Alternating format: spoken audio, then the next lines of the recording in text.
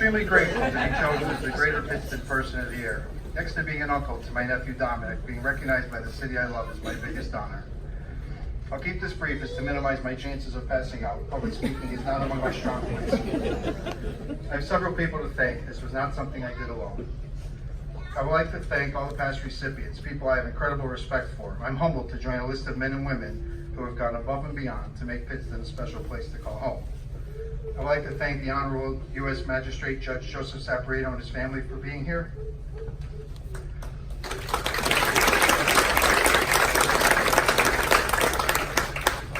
Thank you to the Sunday Dispatch, especially Paula Hateman, Tony Kaleo, Dottie Martin, and Gina Gordon for all of your hard work. I know these occasions aren't easy to put together, and I appreciate your time and effort.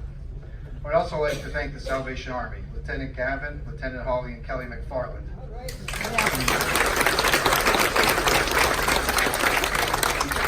For cataloging toys and keeping us updated with wish lists. I was able to see some of the work they do. It's truly God's calling, and I encourage anyone able to help their cause to do so. A big thank you to the Pittston area girls basketball team, along with Coach Healy and Coach Casper. Your donation of toys left us speechless. Arcaro's Pizza on Main Street of Pittston. Thank you, Francine, for getting up early on a Sunday and providing us with pizza and stromboli for game day. The Pittston Junior Patriots for opening up their field house, providing us hot chocolate and a place to stay warm. Dr. Renee Mather for kicking off the drive with a very generous donation and for giving me the push that I could make all this happen.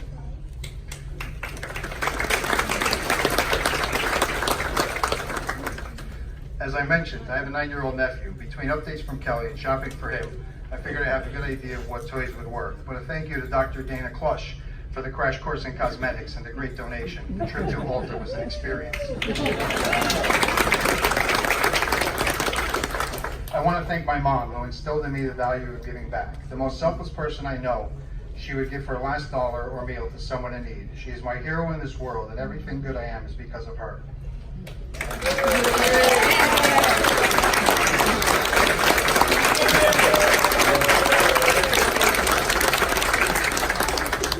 I lost my dad 20 years ago, but if he were here tonight, he would be proud of me.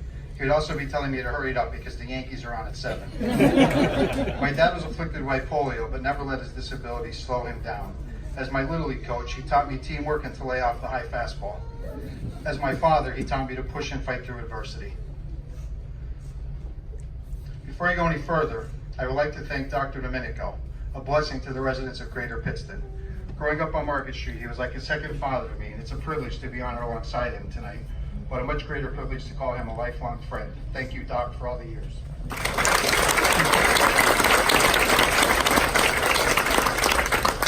As I mentioned, growing up on Market Street, we had a great little neighborhood. Along with Pine Street and LaGrange Street, we were all Pittston pool kids. We played football all day long, we played wiffle ball all day long, we swam until we all got thrown out, and every night was jailbreak. We had great times and a million great memories, but Christmas was always my favorite day of the year. My lifelong best friend, Gary Falzone, and I would run through the path in the hedges that separated our yards to shake wrapped presents, taste food our parents prepared, and sometimes manage to rip a corner or the bottom of the wrapping paper just enough to see what we were getting. All amidst the chaos of 100 family members just waiting to catch us in the act. But we were good. Gary and I always got matching gifts dubbed our surprise gift. Usually our parents nailed it and got us great gifts like guitars, new baseball gloves, NFL footballs, or Simon. However, there was one exception.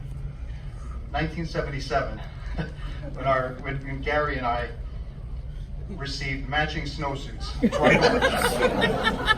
We looked like junior PennDOT workers. Spent most of that winter running from the older neighborhood kids who promised us they just wanted to talk to us. What I'm getting at is that Christmas for a child should be special. When I heard the Salvation Army lost several key stores which were heavily relied on to support its Christmas fundraising drive, I thought I could help. I contacted the usual suspects, the best friends a guy could ask for, Bob Reimeyer, and I'm really happy to see him here tonight. Rick Joseph, who can't be here tonight. Dave Hall. John Rostock. and others, told them I had an idea for this year's annual football game. A yearly game, and I use the term game loosely, that we played probably for 30 years. I asked everyone to bring a toy, and we set a goal of 30 toys. The word spread, and people responded. Friends, neighbors, and strangers. Bondless with donations of toys and cash. Thanks to all of you, our final total was 445 toys and 37 outfits. Something we should all be proud of.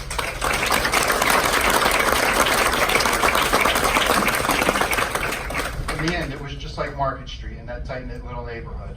Back then, it was my mom telling me to run next door and see if Rosie had 3 eggs. Run up to Vicki McLean and ask her for a stick of butter. Whether it was eggs, butter, sugar, or milk, tomatoes from the garden, or maybe even some homemade wine, we were friends and neighbors who helped each other. Toy Drive is an extension of that. Friends and neighbors helping friends and neighbors. We didn't need to know their names, the color of their skin, or their political affiliation. Our friends needed help and we were happy to do our part. And I speak for all the Santa Squad when I say we can't wait to get started in 2019.